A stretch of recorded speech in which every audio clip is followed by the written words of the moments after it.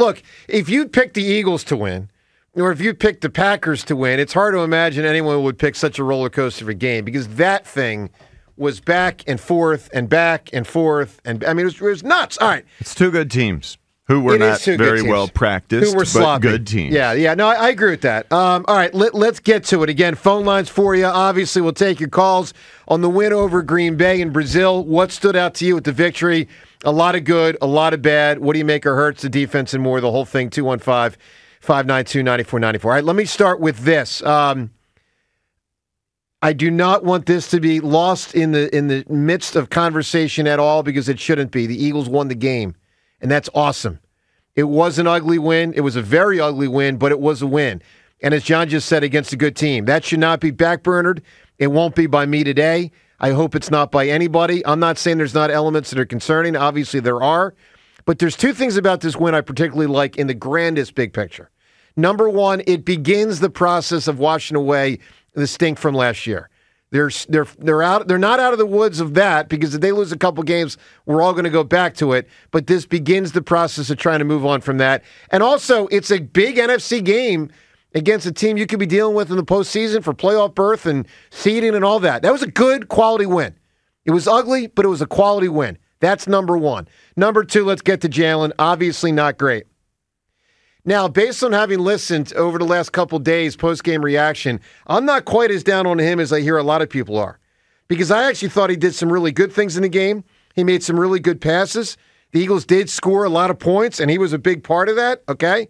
So I don't want that part to be lost in the shuffle. But sloppy performance in a lot of ways. Not a top 10 quarterback type performance.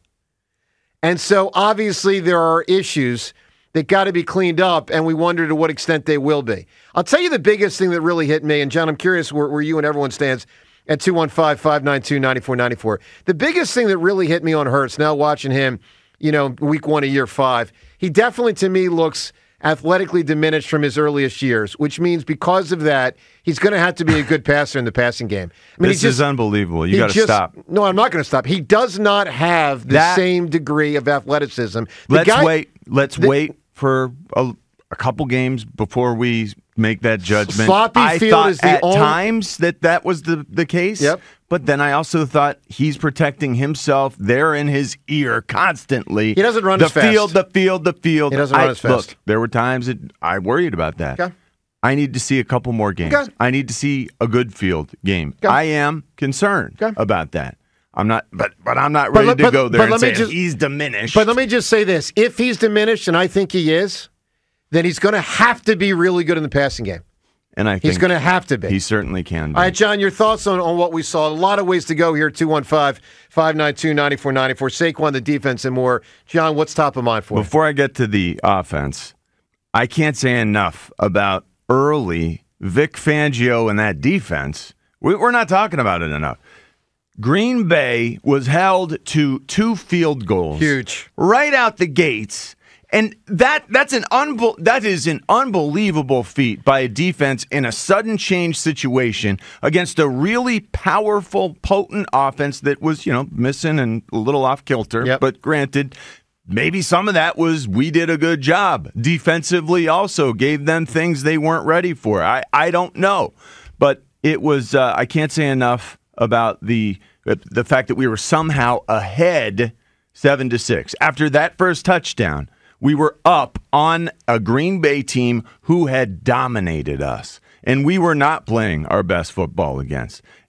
Our pass rush might be a major problem, but right now Vic Fangio is compensating for the pass rush deficiencies by hugging up our inside linebackers, the stars of our defense. In a lot of ways, when you watch this game, are the inside linebackers. Nakobe Dean, Zach Bond. This is unheard of in Philadelphia Eagle land. That we've never been in a world where this is even considered. Yep.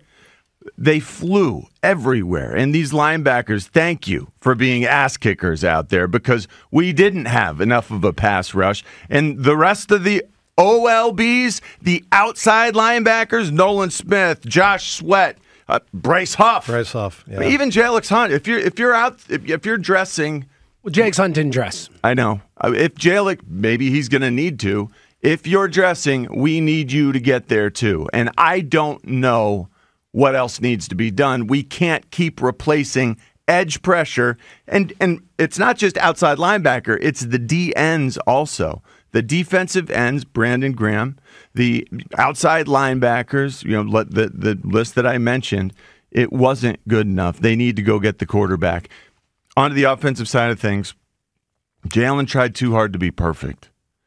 I think that was the biggest thing, and it's the worst thing. It makes my heart sink because we watched Carson Wentz just eat himself alive, consume himself, cannibalize his own NFL chances by trying too hard to be perfect all the time and taking too big a bite. Remember that was like the constant phrase I remember repeating week after week. Why is he trying? He's biting off more than he can chew. Why is he trying to take too big a bite? Tried too hard to be perfect, just like Carson tried so hard to replace the guy who won a Super Bowl. Nick Foles tried so hard to prove, hey, I really belong. It was too much pressure. It was too much pressure. He couldn't deal with it properly. And we have to address this now. We have to address this. We have to figure out a way to get that balance for Jalen. No, because it's early and our offense didn't practice enough. I do think that the defense was a little bit ahead for that reason. I am excited offensively for a lot of reasons. Saquon, the offensive line, don't worry about the offensive line, guys. Like, everyone's up biting their nails, biting their toenails, likely, the camera. Cam Jurgens is going to be fine. Some things were a little bit off, but that is to be expected, communicating and whatnot. that part they can clean. Mekhi Becton is going to be fine. Mekhi Becton had a dominant game at times as a run blocker. And I'm convinced he knows who to block, which is a big part of the battle a lot of the time. And he does a good job with it. So those who were, hemming and hawing, the offensive line, that's a great coach we have teaching them where to be and how to be there. And these are really, really gigantic, by the way, players. The biggest offensive line I can remember ever seeing.